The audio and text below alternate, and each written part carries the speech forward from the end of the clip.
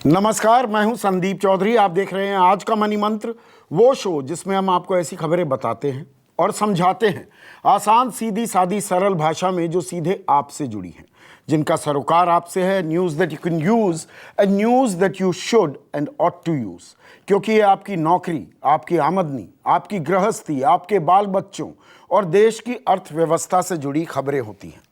और कोई राजनीति नहीं करते, कोई हिंदू मुसलमान नहीं, कोई भारत पाकिस्तान नहीं। और आज की खबरों का विश्लेषण करने के लिए मेरे साथ वरिष्ठ पत्रकार, एनडीटीवी इंडिया के मैनेजिंग एडिटर रह चुके हैं, आनंदो चक्रवर्ती हैं। और आनंद, कल हमने एक खबर का जिक्र किया था और उस पर अब थोड़ा सा बवाल भी हो गया है।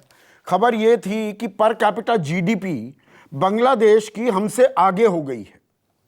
अब उसको लेकर बड़ी दिलचस्प खबर आ रही है इस साल के अंत तक, और ये जी और इसमें ये फ्रंट पेज की खबर नहीं है कहीं भी। टाइम्स ऑफ इंडिया के बैक पेज पे ये खबर छपी है, India GDP in PPP terms more than Bangladesh's government. तो सरकार कह रही है कि ये पीपीपी, परचेजिंग पैरिटी टर्म्स जो है ना, उसमें हमारी आमदनी, एक आम भारतीय की आमदनी बांग्लादेशी से ज्यादा है। थोड़ा ये खबर समझाइए।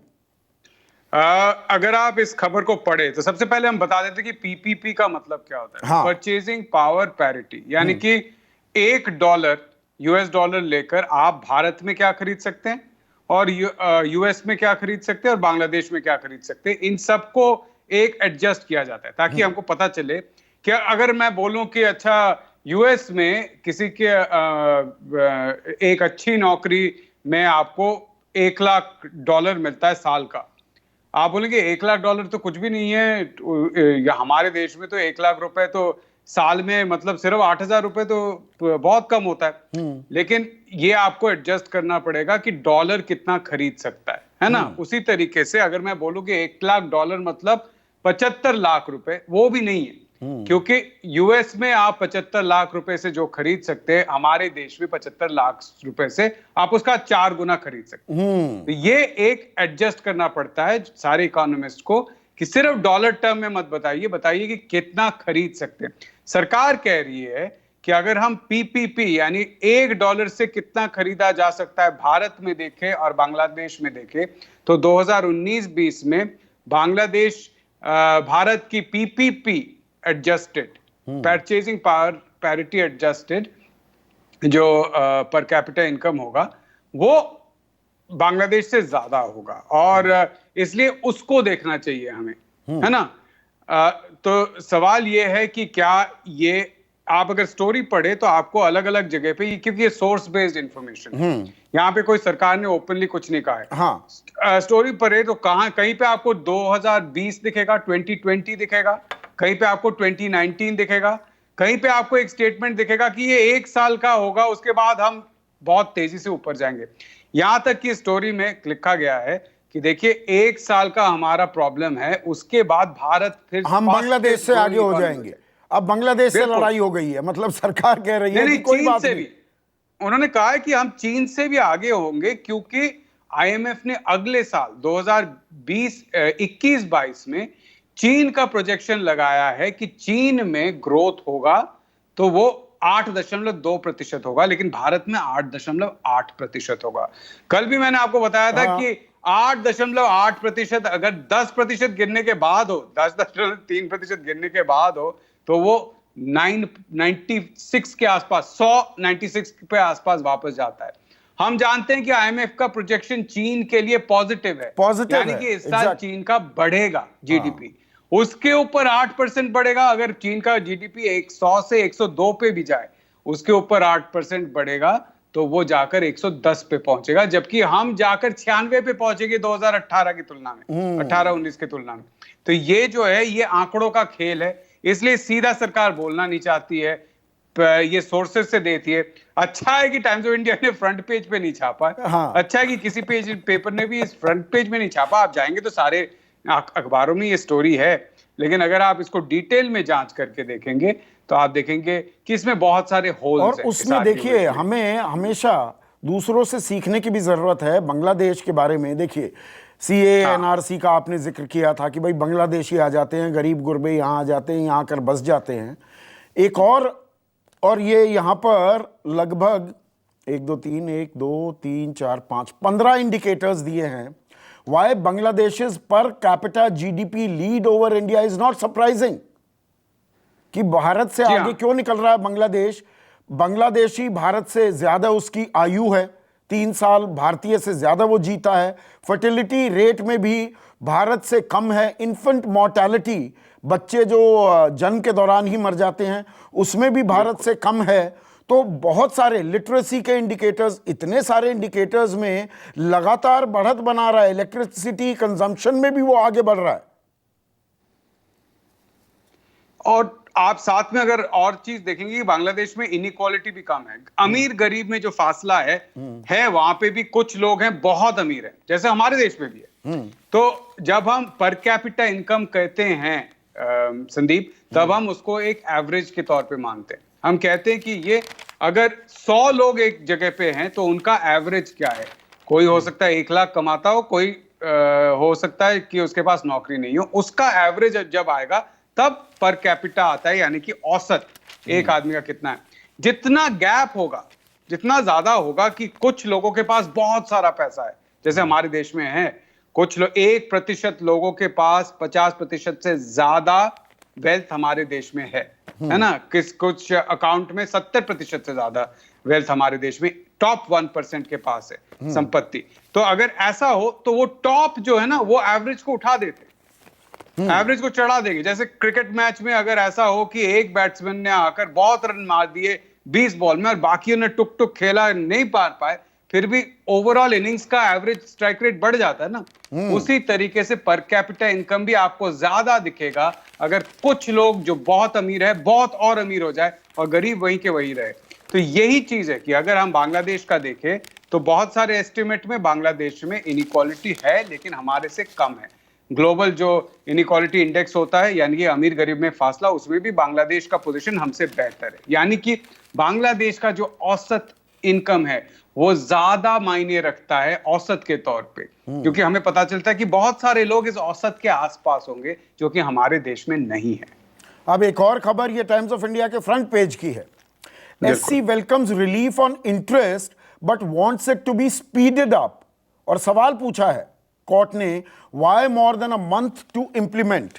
इकोनॉमिक टाइम्स ने, इन्हीं के ग्रुप का है, इस खबर को इस तरह से छापा है कि SC slams government delay in passing on loan reliefs. Financial Express कह रहा है SC not likely to push for wider debt relief, welcomes government's offer to waive interest on interest for loans up to 2 crore, seeks faster implementation. यानी कि ब्याज पर ब्याज में जो छूट मिली थी, 2 करोड़ रुपए तक जिन्होंने लोन ले रखे थे उन्हें ब्याज पर ब्याज देने की नहीं जरूरत थी, लेकिन वो अभी तक इंप्लीमेंट नहीं हुआ है। सुप्रीम कोर्ट कह रही है भैया दिवाली आने वाली है, दिवाली गिफ्ट दे दो, 1 महीना हो गया आपने इंप्लीमेंट नहीं किया। और अभी शायद 2 नवंबर तक सुप्रीम कोर्ट ने टाइम दिया है अगले हियरिंग तक, और कहा है कि इसके अंदर अंदर आपको करना पड़ेगा। लेकिन इसमें एक चीज मैं कहना चाहता हूं, क्योंकि ये बहुत कुछ दर्शाता है, क्योंकि हम कहते हैं ना कि हमारे देश में सरकार बहुत बड़ी है, सरकारी कर्मचारी बहुत ज्यादा है, इसको काटो काटो।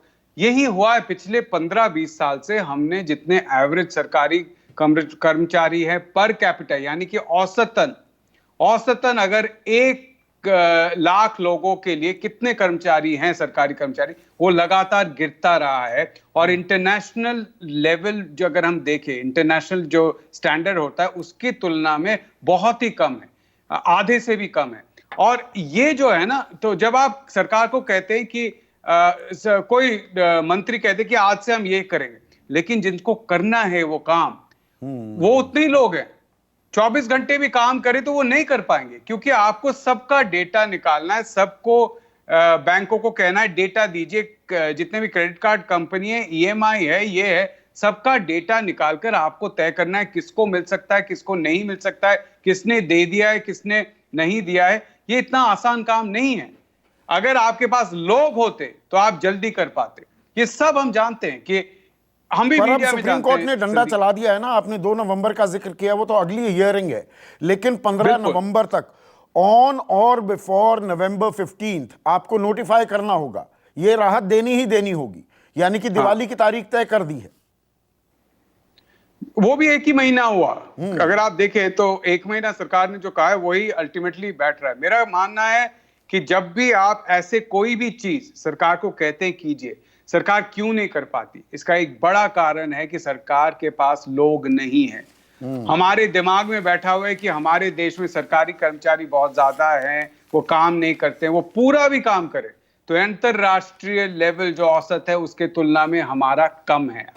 मैं आपको अगली बार अगर ऐसा कोई हमारा न्यूज पे आए तो मैं डेटा निकाल कर आपको दिखा सकता हूं कि मेरे सामने अभी नहीं है, लेकिन ये जो इशू है ये लगातार आप अगर इस पे लगाएंगे तो मनरेगा पे नहीं लग सकता, लोग नहीं है मनरेगा इंप्लीमेंट करने के लिए। आपने 50,000 करोड़ दे दिए, 28,000 करोड़ आप खर्च कर पाए, 22,000 करोड़ आप खर्च नहीं पाए, क्योंकि ग्राउंड लेवल पे आपको इंप्लीमेंट करने के लिए आपके पॉलिसीज कोई नहीं है।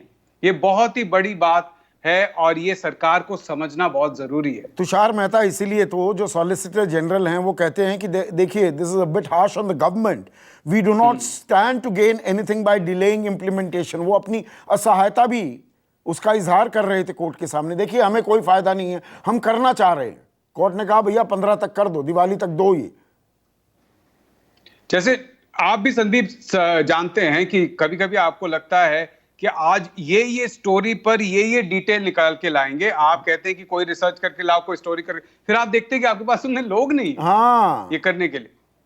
ये हमारे डेली लाइफ में हम देखते हैं, जैसे जैसे आप जितना ज्यादा लोगों को कम करेंगे, छटाई करेंगे, कम करेंगे, वैकेंसी नहीं भरेंगे, चाहे वो प्राइवेट सेक्टर हो चाहे वो नहीं। हमारे ही चैनल की मैं बात बता दूं, हमारे जो रिसर्च हेड हैं, हाँ ललन, उनको लेनिन बाबू बोलता हूं मैं, वो अभी है नहीं, दफ्तर आ नहीं रहे, तो वो रिसर्च की पूरी टीम बैठ गई है। प्रोड्यूसर पर दबाव, असाइनमेंट पर, खुद अपना रिसर्च करो, वो दबाव हो रहा है। वो डेटा नहीं मिल पाते हैं, उतने मुकम्मल डेटा जो ललन 1 सेकंड में निकाल देते हैं वो, क्योंकि वो एक्सपर्ट है उस फील्ड के, और हमें ढूंढने में वक्त लगता है।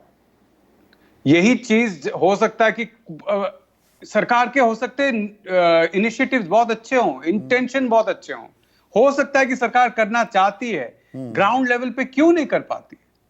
और यहां पर एक और चीज जो इसमें छिपी हुई है खबर में, SC not likely to push for wider debt relief, मतलब जितना दे दिया है सरकार ने वही है, अब कोर्ट ये नहीं कहेगी कि और दिया जाए। इसका जैसे कारण है कि टोटल जितना सरकार के ऊपर बोझ पड़ेगा 2 करोड़ के ऊपर, हम जानते हैं कि शायद 2 करोड़ तक जितना सरकार को इंटरेस्ट का पैसा बैंकों को देना पड़ेगा वो शायद 5,500 करोड़ के आसपास है। उसके ऊपर हो जाए तो वो 12-15 हजार करोड़ हो जाएगा, वो सरकार नहीं देना चाहती है या सरकार देने की स्थिति में नहीं है। तो सुप्रीम कोर्ट ने भी शायद तय किया होगा कि अगर सरकार नहीं दे पा रही है तो बैंकों पर ऐसा बोझ नहीं पड़ना चाहिए। और ऊपर से जो 2 करोड़ से ज्यादा जिनका एक थ्रेशोल्ड है, उनको शायद कहा जा रहा है कि देखिए ये एक जिसको कह सकते हैं आप एक्ट ऑफ गॉड है, ऐसा समय है जिसमें आपको भी सैक्रिफाइस करना पड़ेगा, देश के लिए करना पड़ेगा, आपको भी थोड़ा बहुत देना पड़ेगा, बैंक इसका बोझ नहीं उठा सकते। तो ये एक तरीके से सही भी है संदीप, कि जो समर्थ हैं, जो कर संपन्न हैं, जो कर पाते हैं, उनको थोड़ा बोझ तो लेना ही पड़ेगा। इससे उनको बोझ भी लेना पड़ेगा। ब्लैक शीप भी होते हैं बहुत से लोग जो दे सकते हैं, जो समर्थ हैं देने के लिए, वो भी इस विंडो का फायदा उठाएंगे। ये एक खेल है जिसको आप अवॉइड नहीं कर सकते। अब एक और खबर जिस पर हमने 2 दिन चर्चा की, जो सरकार ने केंद्रीय कर्मचारियों, और हमने बताया कि भाई 48,34,000 केंद्रीय कर्मचारी हैं और उनका जो LTC लीव ट्रैवल कंसेशन जो होता है वो अब आप लीजिए, और आपने समझाया कि भैया पहले 3 गुना पैसा खर्च करना होगा, 20,000 का फायदा उठाने के लिए आपको 60,000 रुपये खर्च करने पड़ेंगे। चलिए, फिर भी कुछ तो राहत मिली है सरकारी कर्मचारियों को। और हम सवाल उठा रहे थे कि भाई प्राइवेट सेक्टर को क्यों नहीं, आपको, मुझको, हमें जो LTA मिलता है उसको भी कैश एलिमेंट में कन्वर्ट करने का प्रावधान सरकार क्यों नहीं करती है। तो इकोनॉमिक टाइम्स ने ये खबर छापी है, सरकार में भी रीथिंक हुआ है लगता है। Tax relief for private company staff to for LTA spends on consumer goods, 28,000 crore और आ सकते हैं मार्केट में। तो यही बात यह है कि फिर से वही सवाल होगा कि क्या इसमें भी 3 गुना खर्चा करना पड़ेगा। हाँ, ये इस पे क्योंकि आप देखिए कि अगर आपका अगर आपका एलटी अलाउंस साल का आप सोच लीजिए 20,000 रुपए या 30,000 रुपए, है ना। अगर आप टैक्स ब्रैकेट में 30% टैक्स ब्रैकेट में भी हैं तो आप अगर वो खर्च कर दे तो आप 9,000 रुपए बचाएंगे। ठीक है, अब 9,000 रुपए बचाने के लिए क्या आप 90,000 रुपए खर्च करेंगे? ये सवाल उठेगा। क्या आप 9,000 रुपए बचाने के लिए 90,000 रुपए खर्च करेंगे अगर 3 गुना करना है? अगर या आप ऐसे समय में हैं जब आप सोच रहे हैं कि कोविड है, अनिश्चितता है, अनसर्टेनिटी है, मुझे पता नहीं आगे क्या होगा, इसलिए इस साल हम खर्च नहीं करेंगे, तो क्या आप अपना खर्चा बढ़ाएंगे? ये सवाल जरूर पूछा जाएगा। मैंने देखा है कि बहुत सारे जो आप जो पर्सनल वेल्थ मैनेजर्स होते हैं या जो फाइनेंशियल एक्सपर्ट होते हैं, आपके पर्सनल फाइनेंस के बारे में बात करते हैं, उन सब ने कहा है कि अगर आप खरीदने वाले थे तो खरीदिए, लेकिन ये छोटा मोटा टैक्स बचत के कारण आप ये मत कर दीजिए कि आपने जो चीज नहीं चाहिए था वो भी आपने खरीद लिया। तो ऐसे में जो ये प्रोजेक्शंस लगाई जा रही है ना कि 1,00,000 करोड़ रुपए का कंजम्पशन हो जाएगा, ये कहने में अच्छा लग रहा है, अभी देखना होगा कितने लोग दरअसल इसका फायदा उठाएंगे। ये सारी प्रोजेक्शंस हैं, ये अभी हवा देखिए हमारा जो पूरा बिजनेस या इकोनॉमिक्स जर्नलिज्म है ना हमारे देश में, ये बिल्कुल स्टॉक मार्केट ओरिएंटेड है। क्योंकि हर मीडिया हाउस में शुरू में क्या होता था संदीप, एक दो लोग होते थे एक बिजनेस डेस्क पे, ये मैं 2004-5 से पहले की बात कर रहा हूँ, और वो लोग क्या करते थे, वो लोग ज्यादातर एक छोटा सा वो बनाते थे कि पेज बनाते थे या बुलेटिन में एक पार्ट बनाते थे जिसमें होता था स्टॉक मार्केट में आज क्या हुआ, कौन से कंपनी ने क्या किया, और थोड़ा बहुत आज इन्फ्लेशन इतना हो गया, ये हो गया, बस वो होता था उनका काम, है ना। एक दो स्टोरी करके लाते थे। धीरे धीरे वही चीज एक बड़ा चीज हो गया है। 2004-5 से लगातार बिजनेस न्यूज एक बड़े तरीके से पूरे मीडिया में आ गया, लेकिन दिमाग वही स्टॉक मार्केट वाला है। हाँ। और स्टॉक मार्केट में मुझे एक किसी बड़े इन्वेस्टर ने एक बहुत अच्छी बात कही थी। उन्होंने कहा था कि देखिए स्टॉक मार्केट में जो आते हैं ना, वो सब पॉजिटिव माइंडेड ऑप्टिमिस्ट लोग होते हैं, नहीं तो वो नहीं आएंगे, क्योंकि ये एक तरीके का गैम्बल है, आपको बेट लगाना सट्टा बाजार है, सट्टा लगाने के लिए ऑप्टिमिज्म तो चाहिए ना। बिल्कुल। आप अगर इन्वेस्टर भी है, अगर आपके मन में कहीं भी डर है, अगर आप थोड़ा सा भी पेसिमिस्ट हैं कि आपको लगता है कि नहीं आगे कुछ खराब भी हो सकता है, तो क्या होगा, आप बैंक में रख देंगे पैसे, आप एफडी कर देंगे, वो सेफ है।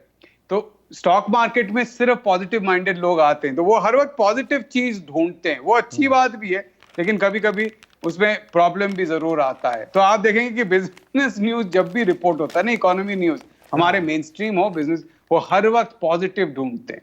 वो हर वक्त ढूंढे 1,00,000 करोड़, 10,00,000 करोड़, 100,00,000 करोड़ का इन्वेस्टमेंट होने वाला इंफ्रास्ट्रक्चर में। उनको पता है कहीं ना कहीं कि ये नहीं होगा, लेकिन वो फिर भी बहुत ही आशावादी है, ये मुझे कहना पड़ेगा। अब एक और अहम खबर, और सिनेमा लवर्स के लिए बहुत अच्छी खबर है, जो ओटीटी प्लेटफॉर्म्स पर नेटफ्लिक्स वगैरह, अमेजॉन प्राइम देख रहे थे। Unlock test today, reboot begins for cinemas in schools. तो आज से सिनेमा खुल रहे हैं, सिनेमा हॉल, अगर आप फिल्मों के शौकीन हैं तो आप जा सकते हैं, और स्कूल भी खुल रहे हैं 9वीं से 12वीं वाले। हालांकि उसमें अभी संचय बना हुआ है, बहुत सारे माता पिता और बहुत सारों के कॉल्स भी आ रहे हैं हमारे ऑफिस में ऑन इन, वो कह रहे हैं हम तो अभी बच्चों को भेजेंगे नहीं। लेकिन ये अनलॉक टेस्ट है, एक और टेस्ट आज से शुरू हो रहा है।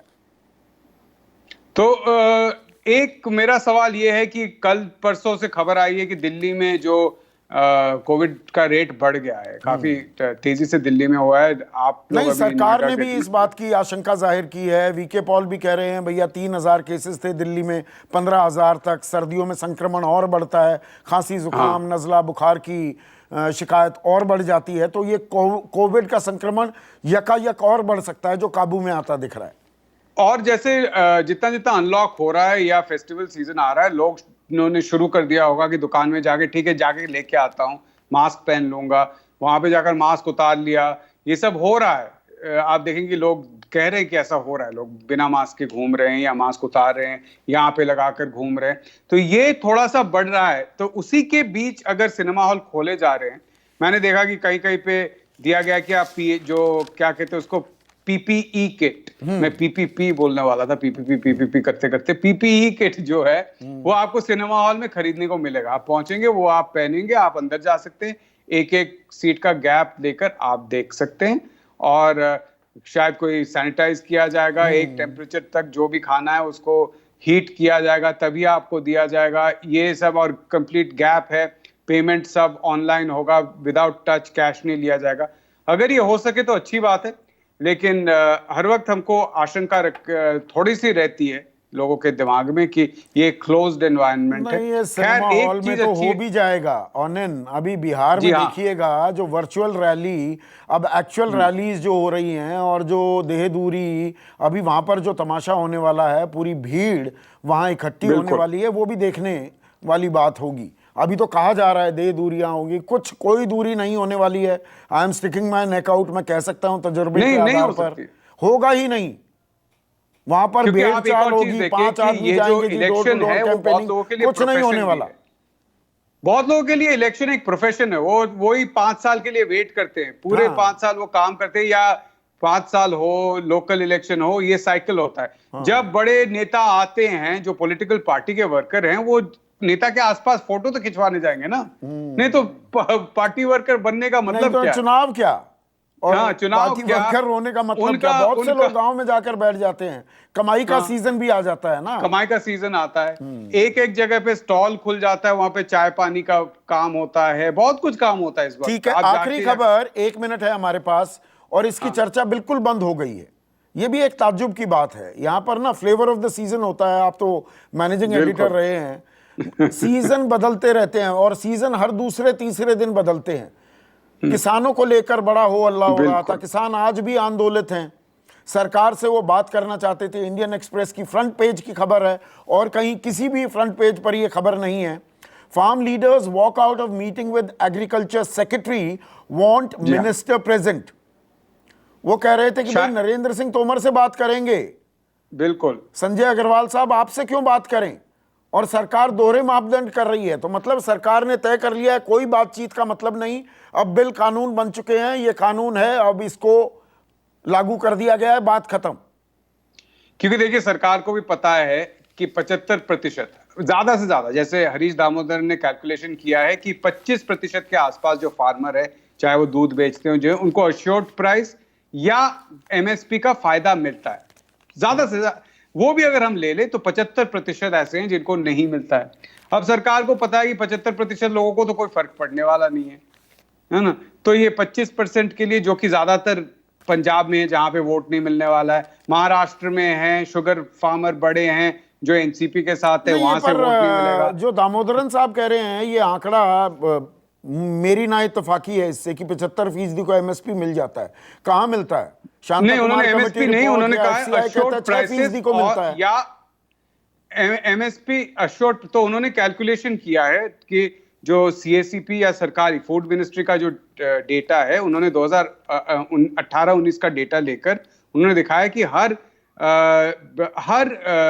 जो वो है आपका क्रॉप है, क्योंकि जो शांता कुमार वाली कमिटी थी, उन्होंने सिर्फ पैडी और वीट का देखा था, और उसी के बेसिस पे उन्होंने कहा था 5.7% लोगों के पास आता है। पैडी और वीट की तो सबसे ज्यादा एमएसपी के जरिए खरीदी होती है मंडियों में। लेकिन उन्होंने दिखाया कि देखिए कॉटन में भी इतने लोगों को मिला है, ऑयल सीड में इतने लोगों को मिला है। अगर हम डबल काउंटिंग भी कर ले तो उन्होंने कहा है कि डबल काउंटिंग में उन्होंने कहा कि थोड़ी बहुत जमीन की हकीकत मैं भी जानता हूं, ऑनन थोड़ी इकोनॉमिक्स मैं भी जानता हूं, मैं दामोदरन लेकिन उसमें वो सिर्फ क्रॉप नहीं रखता, वो क्रॉप सिर्फ नहीं ले रहे हैं।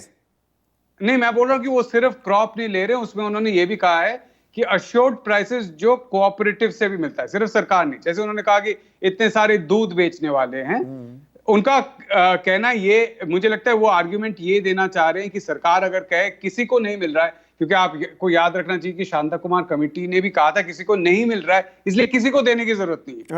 वो ये नहीं कह रहे थे कि ज्यादा लोगों को दीजिए, वो कह रहे थे।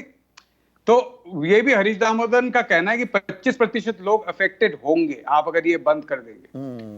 आप, क्योंकि सरकार कह रही है कि भाई 6% है, आप कहेंगे 6% को 94% तो नहीं मिलता है, सरकार भी कह रही है हाँ नहीं मिल रहा है, अब उनको क्या, आपको क्या प्रॉब्लम है? तो मैं कह रहा हूं कि पॉलिटिकली अगर आप देखें, सरकार को और मीडिया को भी फार्मर में कोई इंटरेस्ट नहीं है, बेसिक जानकारी भी नहीं है। वो आंकड़े जो बता दिए गए उनको लैपअप कर लिया और बात खत्म हो जाती है। मैं 10 सेकंड लूंगा। दुख की बात है कि हमारे दर्शकों को भी इंटरेस्ट नहीं है। मैं एक शो करता हूं इकोनॉमी का हिसाब किताब करके, जो कि ऑनलाइन शो है, उसमें मैंने अपने प्रोड्यूसर को कहा था कि देखो मैं तो फार्मर पे करूंगा, लेकिन मुझे पता है इसको देखने वाला कोई नहीं है और उसका व्यूज 40,000 है, और उससे पहले जो मैंने मीडिया पर किया था उसका व्यू 2.5 लाख है। तो आप सोच लीजिए कि लोगों को कोई इंटरेस्ट नहीं है फार्मर पे। यही पर हम इंटरेस्ट जगाएंगे ना, इसीलिए तो ये कोशिश है। बिल्कुल। और जो आपने कहा ना 2004 से पहले बिजनेस जर्नलिज्म का क्या हाल था, आज की तारीख में पॉलिटिकल जर्नलिज्म खामखा के बयान को लेकर शाम को 1 घंटे अपना गला फाड़ना, उससे किसी का कोई फायदा नहीं होता। यहाँ पर फाइनेंशियल लिटरेसी होनी चाहिए इस देश में, अर्थव्यवस्था के बारे में समझे, आंकड़ों को समझे देश, तो ये देश सही मायने में विश्व गुरु होगा। और यही हमारी कोशिश है, इसलिए रोज सुबह मैं आपको परेशान करता हूँ कि आप आसान सीधी जी, मुझे बहुत अच्छा लगता है आपके शो में आने में। हाँ, खबरों को समझाएं, और यही हमारी कोशिश जारी रहेगी। दर्शकों, आज का मनी मंत्र में बस इतना ही। नमस्कार, मैं हूं मानक गुप्ता। अगर आपको हमारा ये वीडियो पसंद आया हो तो इसे लाइक और शेयर जरूर करें, और हां, हमें सब्सक्राइब और फॉलो करना ना भूलें ताकि आप देश और दुनिया की कोई खबर मिस ना करें। तो जुड़े रहिए हमारे साथ और देखते रहिए News 24।